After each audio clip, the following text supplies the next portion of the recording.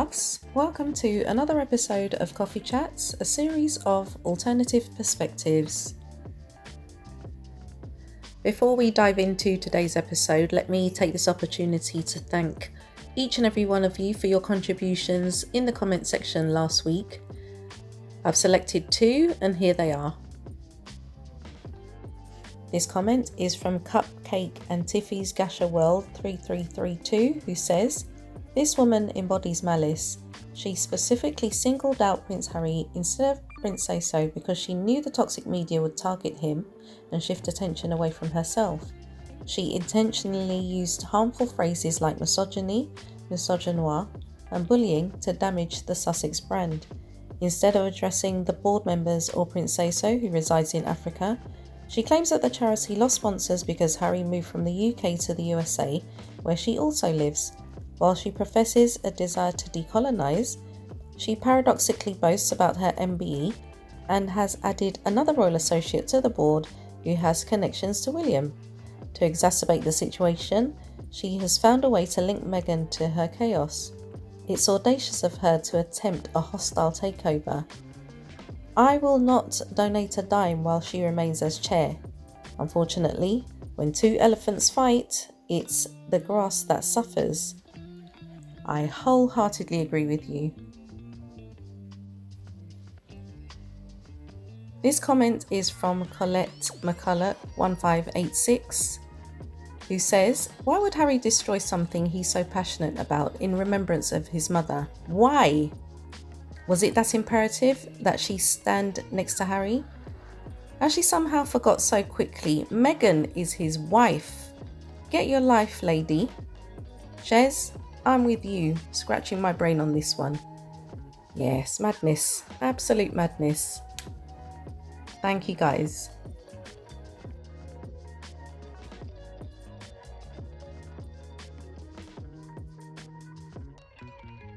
Next, what's your beverage of choice today? It's lemon juice in hot water for me right now. Drop in the comment section what you're sipping as you watch this video. As a very amateur observer of human behaviour, my favourite word is why. Something my mum reminded me about yesterday when I went to visit her.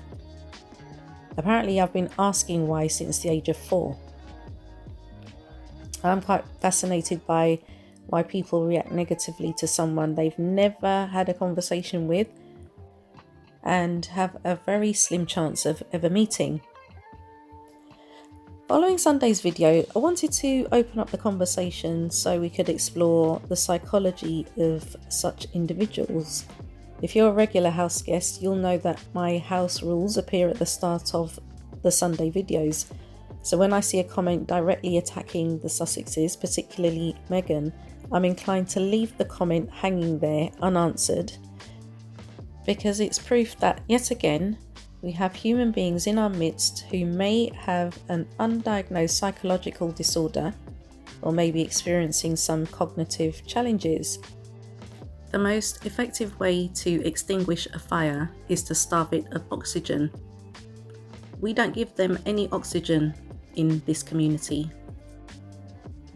If you've been advised not to watch a video because it may contain information that could potentially trigger you, what on earth would make you watch the video potentially to the end, and while doing so you feel yourself becoming more and more angry, so angry in fact that you would expend even more energy to type a negative comment expressing your disgust towards Meghan, complete with the appropriate emojis just to make sure your message is clear? If you're that type of person, please be aware that nobody in our community cares about your toxic view. My humble suggestion would be that you use your precious time engaging with the dark content provided by alternative channels, where you'll feel a lot more at home. For avid consumers of social media in its various forms, it may not take much to be quickly drawn into the illusion that the images you're seeing represent a perfect life. Perfect skin, perfect hair, the perfect partner, perfect children, perfect pets, a perfect job, A perfect house, perfect holidays, the list goes on and on and on, but you get the gist.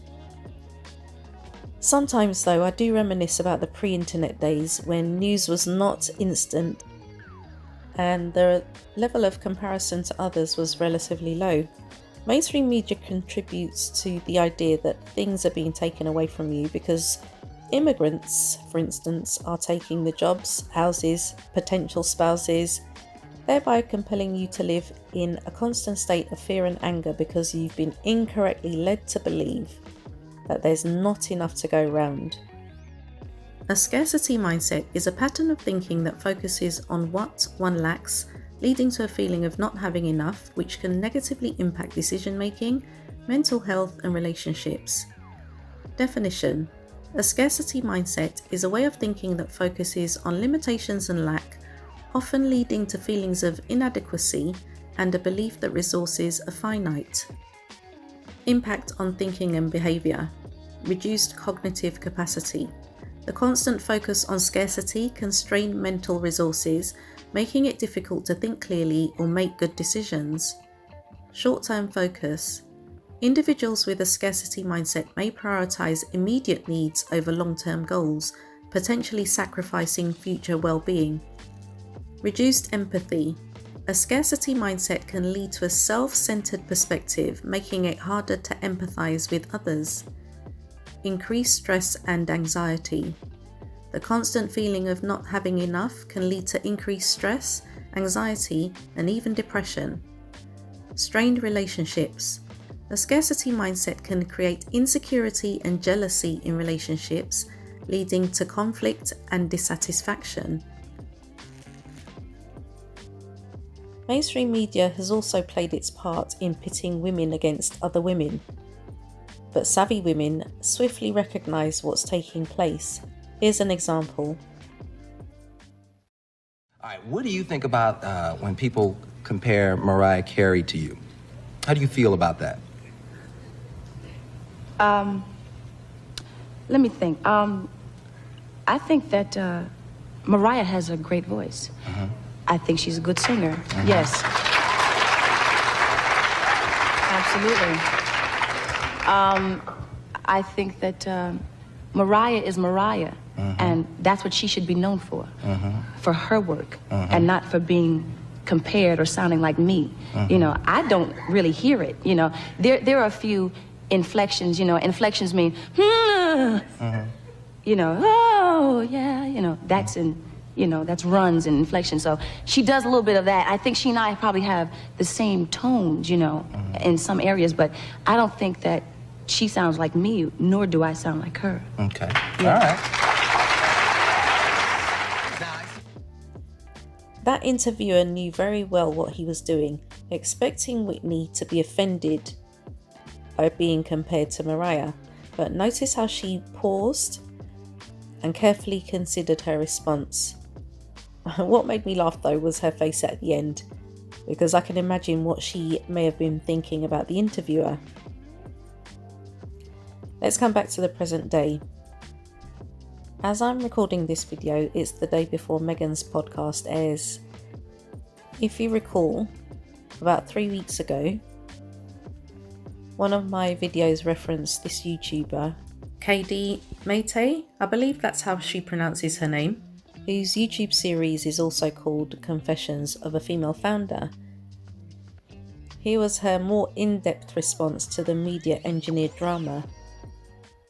Well, first off, let me just talk about how it even all started. So I'm assuming Meghan announces her podcast. I'm guessing someone researched and saw the title of my business series, which is Confessions of a Female Founder, a tell-all series where I share the ups and downs and all the things that I know and have experienced in my years of entrepreneurship. This is YouTube series title because I always knew that I wanted to share vlogs, lifestyle, etc., but I've always wanted to transition my channel into more business content and to showcase more of what I do, because I feel like life and business moves so fast and it's super hard to document. So if there's anything that I can share or anything that I've learned over the years, I want to share with everyone.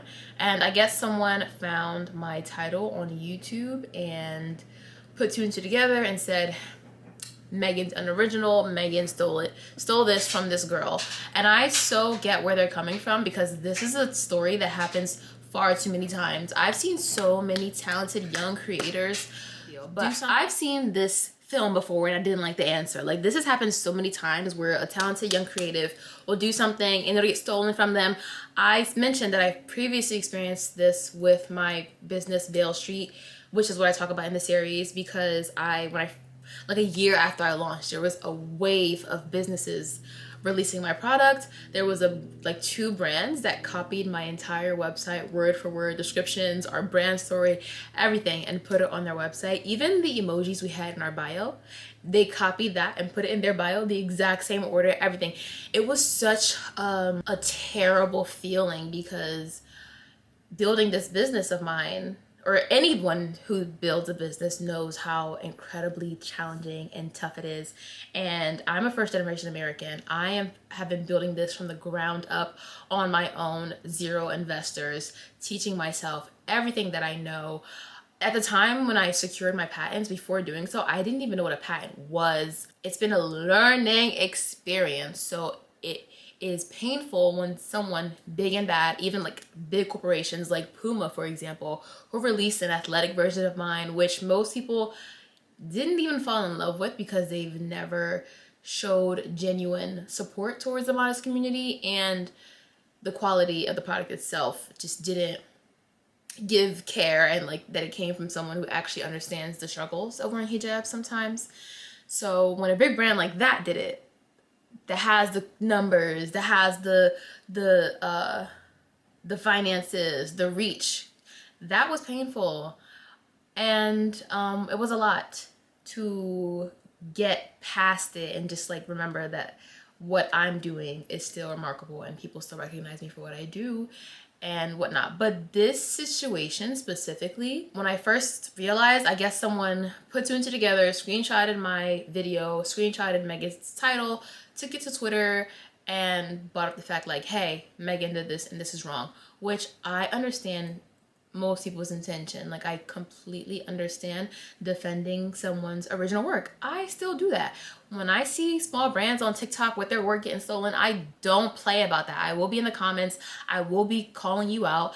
And because I know how it feels. But this specifically, I think that when I first noticed everything and my YouTube channel started getting flooded, it was a little funny at first. I was like, oh, like I so get where they're coming from. But what shook me, or like what sort of made me like want to say something, was when I opened Twitter. When I opened Twitter and I saw some of the things that were being said, it got a little scary. It got a little concerning. Some of the first pages that reached out to me asking me to comment it wasn't a news page. It was a guy that had like over 100K followers, and I went to his page and there were multiple videos about Meghan with like dramatic music, terrible things being said. And yes, I do not know much about the royal family, but I do not want any parts in this sort of drama, you know? And I think that most people probably wanted me to see this situation and be like, I'm a victim, Meghan stole from me. But I'm just being honest, guys. As a creator, series titles are very common, and it's very common for people to use them. Okay, so there's two sides to this. One, I think it's rare that Meghan saw my channel and got inspired. And in the rare chance that she did, because I do believe that you never know who's watching, because that is true as well. You never know who's watching. And I would have never expected Puma to steal my product. But then again, my videos on my business page were going viral every single day. So obviously they're going to see a market. They're going to jump on it. But one, it's rare that she's on my channel. And if she did and she still thought it was a great podcast title, series titles are not really something that can be stolen or something that you can sue over. People are like, you need to sue her, you need to sue her. Guys, I couldn't even sue Puma. Hello. Because guess what? Patents are something you also have to protect. And big corporations know that they can outfund you. And I also would rather not spend my energy going after them when I could spend my energy trying to build my brand, trying to build the life that I want for myself and for my family. I think that there was a lot of people on YouTube that genuinely were like look at this poor girl, she only got this amount of views, let me go subscribe to her, let me go watch her video. And I think that was really kind. And I'm sure that's what everyone wants when something gets stolen from them. But things that I saw on Twitter, it did not feel right to see my name in the same sentence as people saying the craziest things to another human. Like, it's a little scary, guys, you know? And I'm like, I know that she's in the news almost every day because when the Netflix series came out, there were so many videos. But like I said, I don't pay attention that much. I just know that I'm not really excited to have my name or to have any traction on my YouTube channel to be built off the slandering. I'm not sure what the right word is. I don't want traction or on my channel to be built off the hate of someone else. It just doesn't feel right. It just doesn't feel right. And yes, my video only had like 200 something views. Yes, my YouTube community is a small, quaint, quiet community of loyal subscribers. Like, I've never even tried to promote my YouTube on my business accounts, which clearly are much more massive than my personal accounts, because I don't want to force people that support that to support this. Like, I want people to genuinely want to be here and watch just my basic videos of me cooking, yapping, and whatnot. So yeah, and then most recently, after I said what I said, which I'm not gonna lie, those media outlets are very dramatic. Like, reading those titles, Kady Meite slams, whatever they said, like, relax. It's a bit much. Now people are like, oh, she's clearly a squatty. What does that mean? She clearly wants to be Meghan's friend. I haven't even finished Suits.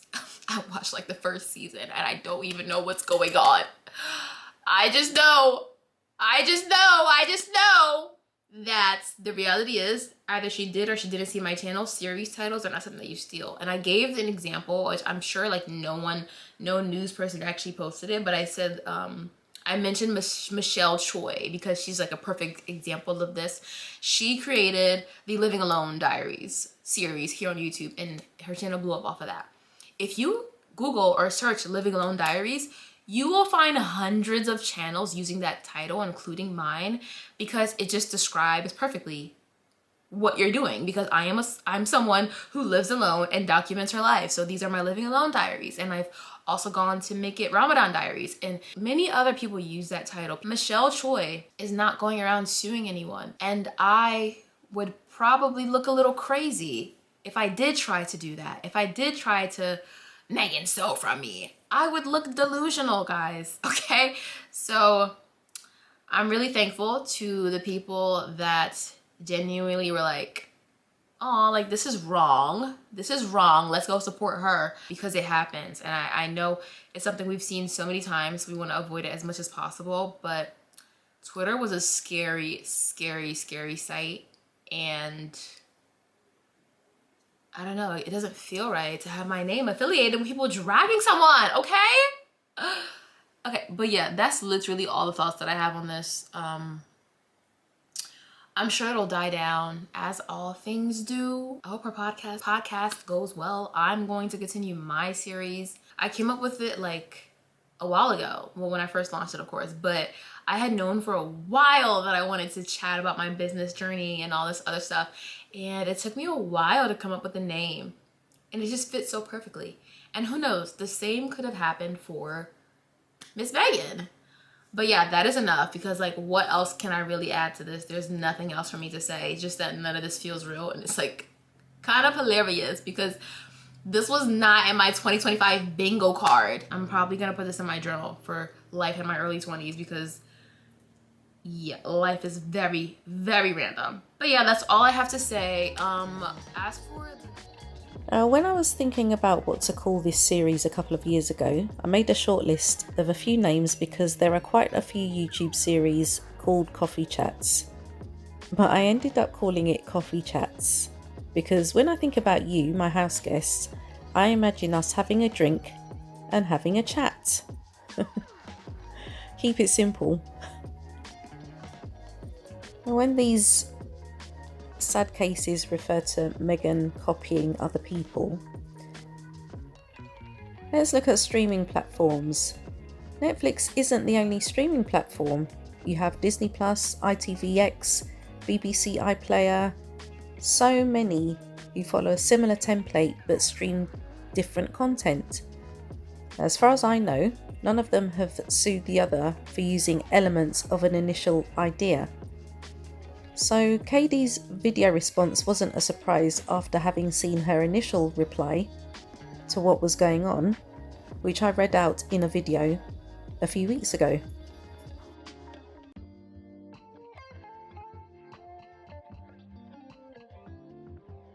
More recently, this dynamic duo on Good Morning Britain thought they'd employ similar tactics when they interviewed Rochelle Humes about her new podcast.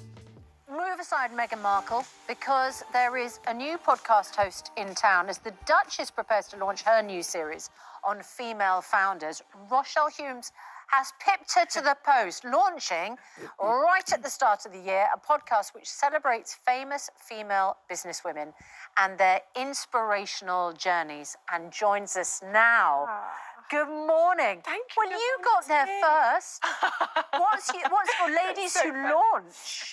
Do you know what? It's so funny, and I kind of love it because we'd been working on it for, you know how these things are. We've been working it for the best part of a year, and I actually love that there's more females entering the chat. I'm like, the reason I developed the podcast was because I wasn't loyal to one particular podcast. I just wanted to hear from women in business, and I entered the world of business by complete mistake. I'm used to all things shiny, and I just kind of wanted to pick everyone's brains and put that in one hub. So the fact that Meghan's doing it too, I can't wait to see it, because I'm like, yes, it's needed. More women, let's go.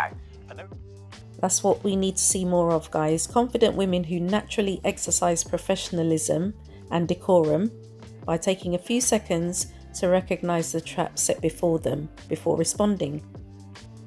We want to see less of the women who fall under this particular category. Mean girl behaviours, often rooted in relational aggression, involve exclusion, backstabbing and manipulation, stemming from social conditioning and a need for control or validation. These behaviours, while seemingly focused on others, can be a manifestation of insecurity and a way to cope with internal instability. Here's a deeper dive. Relational aggression and social conditioning. Definition. Mean girl behaviours are a form of bullying known as relational aggression, which focuses on damaging relationships rather than physical harm. Social conditioning. Girls are often socialised to prioritise niceness and avoid direct conflict, leading to indirect aggression like gossip and exclusion. Underlying psychological factors. Insecurity and low self-esteem. Mean girl behaviours can be a defence mechanism against perceived threats to one's own self-worth. Need for control and validation. Using power over others can be a way for individuals to feel in control and gain validation, especially in a social environment where status is important. Narcissism. Meanness can also be related to narcissism, a personality trait that can lead to aggressive behaviour when ego is threatened. Jealousy and attention seeking. Jealousy, especially regarding attention from the opposite sex, can fuel mean girl behaviour. Adolescent identity formation. Adolescence is a time of identity formation, and navigating social hierarchies can lead to insecurity and the use of manipulative behaviours. Consequences of relational aggression. For the social environment. Mean girl behaviours can create a toxic and fearful environment where individuals are afraid to express themselves authentically. Some of these women are mothers modelling this behaviour. Their daughters will grow up to see it as an acceptable way to move through the world, thereby regenerating a perpetual cycle. But if we're honest, guys, there will always be a cohort of women who actually feel empowered living in a low vibrational state. They are highly unlikely to pause and reflect because they need to feel justified in their projected insecurity, whether it's projected on you, Meghan, or anyone else who is extremely comfortable in their own skin. Compelling you to come into agreement with their toxicity emboldens their false sense of empowerment. And if you don't come into agreement, they will let you know immediately that you have violated some sort of unwritten code. By pressing pause, you give yourself the opportunity to consider the best possible outcome for yourself, because you're the one who is being tested. Now it's over to you. Have you ever been cornered in a situation where you took time to consider your response to a loaded question? Conversely, are you the type of person who has a knee-jerk reaction to a potentially offensive question? In either case, what has the outcome been? Do you know someone who taints the atmosphere by impulsively responding in a negative way? Do you have someone in your life who questions why you have a connection or relationship with someone they don't like? And are you good at recognizing when someone is trying to manipulate you into a negative response regarding a third party? Use the comment section below to let me know your thoughts, and as always, I'll select 2 to be featured in the next episode. In the meantime, guys, I want to take this opportunity to thank you for meeting me for coffee today. Enjoy the rest of your day, and we shall catch up again very soon.